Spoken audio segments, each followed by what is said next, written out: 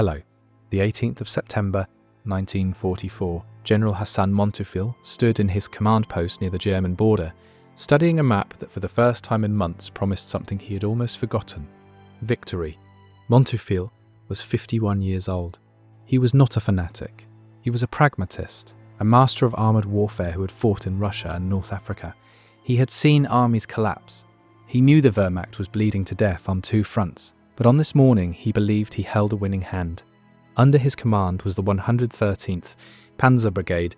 This was not the battered remnants of Normandy divisions held together by prayers. This was Hitler's new fire brigade. Fresh formations sent directly from the factories. The tanks were so new that some crews were still learning their turret mechanisms. The brigade was equipped with 58 brand new Panther tanks, the deadliest tanks on the Western Front. Montefiore did the math with cold precision.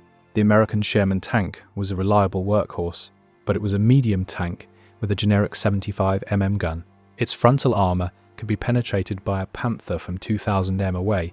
The Panther's sloped armour could bounce American shells like ping-pong balls. The Panther's 75mm gun could kill a Sherman from distances where the American gun was merely ineffective. He studied the fuel calculations.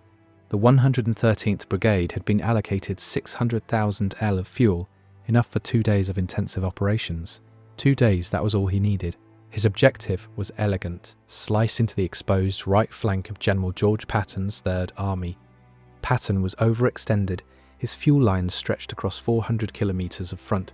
Montefioure's plan was to concentrate his 58 Panthers and punch directly at the American 4th Armoured Division. Cut off Patton's spearheads, destroy them in detail, create a crisis that would force the Americans to halt their entire advance. By all conventional military logic, this should have worked. The German tanks were superior. The German numbers were concentrated. The element of surprise was absolute. The Americans had no idea a fresh Panzer Brigade was assembling in the fog and forest of Lane. But Montefiore was making a calculation based on 1940s logic in a 1944 reality. He assumed a tank battle was decided by armour thickness and gun calibre. He did not know he was leading his brigade into a trap constructed from three things the German military mind could not comprehend. At 7:30 hours on September 19th, the lead elements of the 113th Panzer Brigade began their approach march toward their assembly areas. A thick, heavy fog rolled across the Lorraine fields like a living thing. Visibility dropped to 50 yards, then 30 yards. Tank commanders peered through periscopes. Drivers could barely see the tank in front of them. Mantle's greatest advantage, the long-range killing power of the Panther's 75mm cannon, instantly evaporated. A 2000m kill shot requires sight. These Panthers couldn't see 50m. The fire brigade was blind. Inside the American Combat Command, a headquarters 15 kilometers away, Colonel Bruce Clark received the first reports from forward observers. Heavy engine noise, large formations. Moving west, Clark didn't have heavy tanks. He had the 37th Tank Battalion, commanded by Lieutenant Colonel Craton Abrams, a name that would one day adorn America's main battle tank. Abrams didn't panic. He realised instantly that the fog was an equaliser, a catastrophic one. If the Germans couldn't see at 2,000 yards, their superior guns were useless. This was going to be a knife fight in a phone booth. Speed and reaction time were everything. The German column advanced through the mist, tank engines roaring, tracks clanking, commanders hunched in their capillars.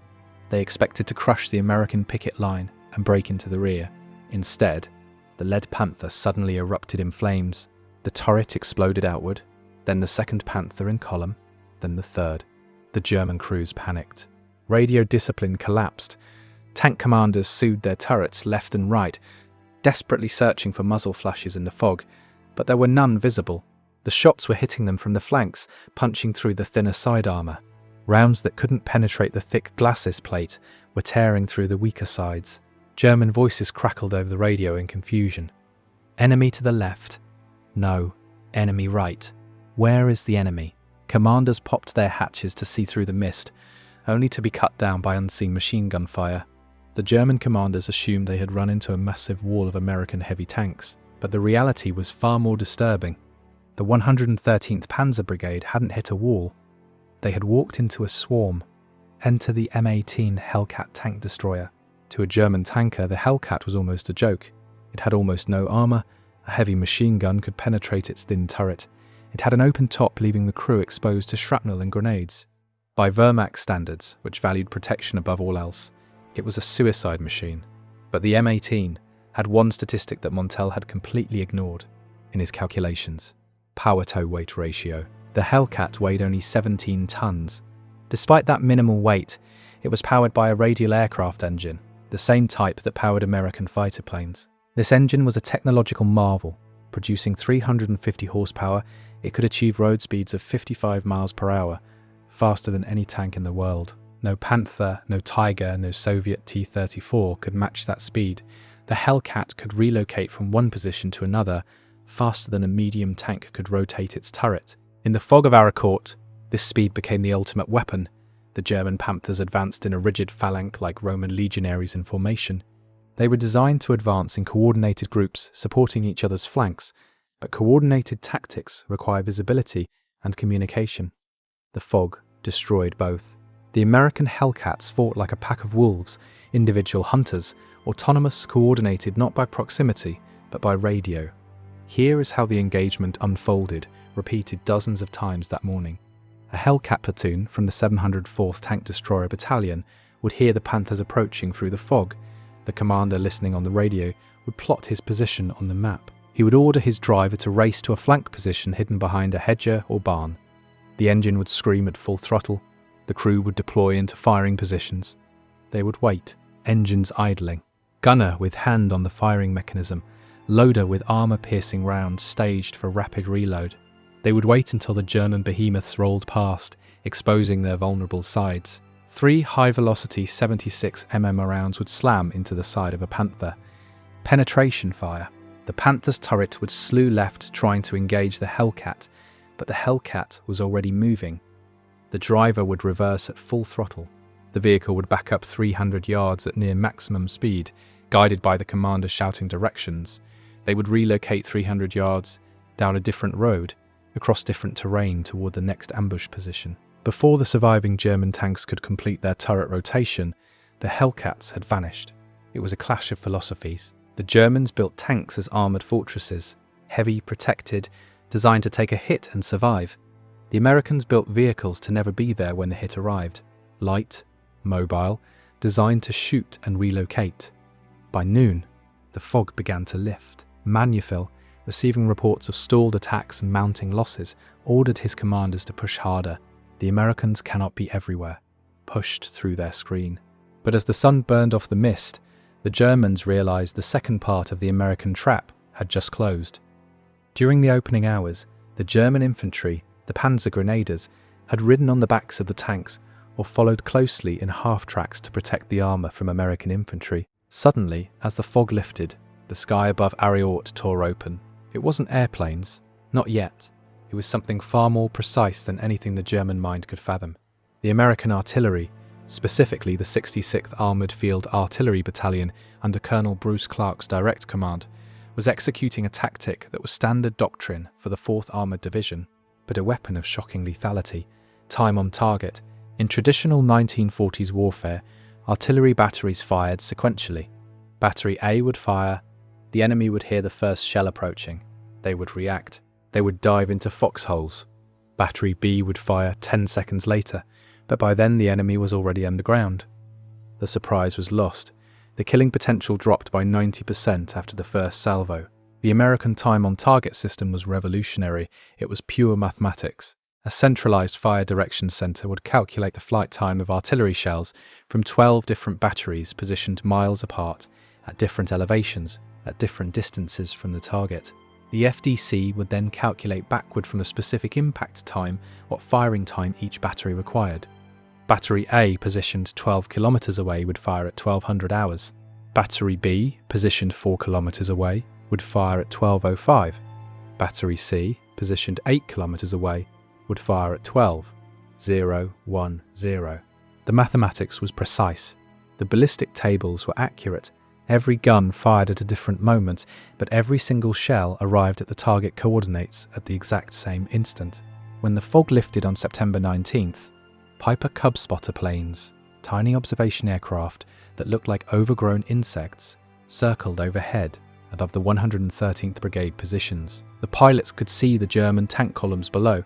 They called down coordinates. They became the eyes of the American artillery system for the 113th Panzer Brigade.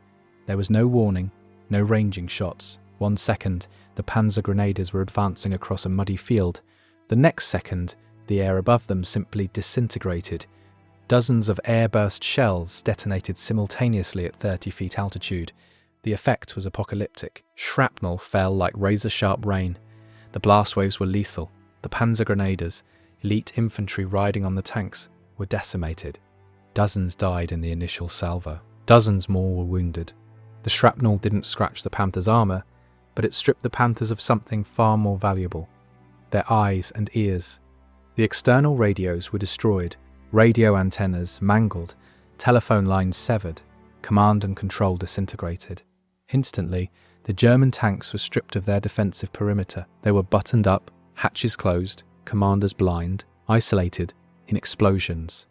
A blind tank without infantry support is a dead tank. Without infantry to protect them from bazooka teams, the Panthers were helpless. Without commanders looking out, they couldn't see the Hellcats flanking them. Without radio contact, they had no situational awareness. Manufal's elite brigade wasn't engaged in a battle. It was being processed by a machine. By the afternoon of September 19th, the battlefield was littered with burning Panthers. But the most shocking statistic wasn't the tanks destroyed by fire, it was the tanks that simply stopped. The 111th Panzer Brigade, supposed to support the 113th Brigade's attack, arrived late. Why? Because they ran out of fuel on the way to the battle. Germany had designed the most sophisticated tank in history, precision optics superior to anything the Americans possessed. Interleved road wheels, superior sloped armour, high-velocity cannon, but they couldn't produce the liquid fuel to move 58 of these machines 20 kilometres. Meanwhile, General Patton was screaming about fuel shortages.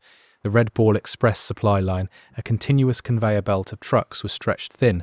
American tank units were rationing fuel. But here is the fundamental difference between American and German shortages. When Americans lacked fuel tanks, turned off their engines and waited for trucks.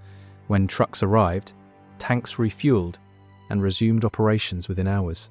When Germans lacked fuel, the tank was abandoned. Crews dynamited the gun breech to prevent capture. They disabled the engine. They set demolition charges. The tank was left to rust in the mud. As the battle raged over 3 days, the disparity became almost comical. American recovery crews towed damaged Shermans back to mobile repair depots during the battle. Tank mechanics working in outdoor workshops in combat zones were welding patches over shell holes. They replaced damaged engines. They straightened bent gun barrels. Tanks knocked out in the morning would refuel, recrew, and return to the line by evening. The Germans had no recovery vehicles. If a Panther threw a track, it was abandoned. If transmission failed, abandoned. If the engine caught fire, the crew bailed and the tank burned. There was no replacement pipeline, no spare engines from factories. The 113th Panzer Brigade entered the battle with 58 Panthers. Within 24 hours, they had lost 30. Within 48 hours, 50. By the end of the week, only 8 remained operational. The US 4th Armoured Division lost tanks to Combat Command. It lost 5 Sherman tanks and 3 tank destroyers in the first crucial day. Total losses for the week were approximately 25 tanks and tank destroyers. But critically, American losses were rapidly replaced. Within 3 days, new Shermans arrived from the rear. Within a week, Combat Command A's operational strength was arguably higher than when battle started. Patton wasn't defeating Mantell with tactics alone, he was defeating him with a supply chain extending across the Atlantic, back through English ports, back through American factories in Michigan, New Jersey, Ohio, back to the ore mines of Pennsylvania, back to the ore refineries of Texas. Manteuffel had built a perfect hammer, but the forge that created hammers was 3,000 miles away, rationed by Hitler's government. On September 22nd, Manteuffel issued orders for the 113th Panzer Brigade to disengage and retreat. The great counterattack had failed. The final accounting was brutal. The 113th Panzer Brigade entered the battle with 58 brand new Panther tanks. By the end of the week, German records documented only 8 still operational. The unit had effectively ceased to exist as a fighting force. In contrast, American Combat Command A reported total losses of approximately 25 tanks and tank destroyers. Losses that were replaced within days. The kill ratio was not a battle, it was an execution. Arracourt proved that a superior weapon like the Panther is rendered absolutely useless if it is blind, unsupported by infantry, unable to move due to fuel shortage, and outmaneuvered by swarms of lighter vehicles operating with superior coordination and logistics. The Germans built warrior knights in shining armour. The Americans built a factory that moved at 50 miles per hour, a factory with radios, a factory with supply trucks, a factory with spare engines and ammunition and fuel. And in September 1944, in the fog of Lorraine, the factory won. General Montel survived the war. He wrote memoirs about Lorraine. He admitted that American time on target artillery and the mobility of tank destroyers made traditional panzer tactics obsolete. The Battle of Arracourt is often forgotten. It sits in the shadow of D-Day and the Battle of the Bulge. It doesn't have the dramatic scope of those operations, but it is perhaps the most important battle for understanding why Germany lost. Not because it was massive, but because it reveals the truth beneath the surface. It wasn't just courage. Both sides had courage. German soldiers were not less brave than American soldiers. It was the triumph of a system, a logistical system, a communication system, an industrial system. A system where speed, mobility, replaceable vehicles and spare parts mattered more than individual warrior excellence. Thanks for watching Tales of Valor. If you enjoyed this deep dive into the mechanics of victory, how speed and logistics defeated superior armour, please like and subscribe for more forgotten World War II stories. Tell us in the comments, would you rather command a Panther with no gas or a Hellcat with no armour? Where are you watching from today? What other World War II stories should we cover next? Your engagement helps us continue bringing these untold narratives to light. Subscribe for more forgotten stories of World War II and the real lessons of industrial warfare.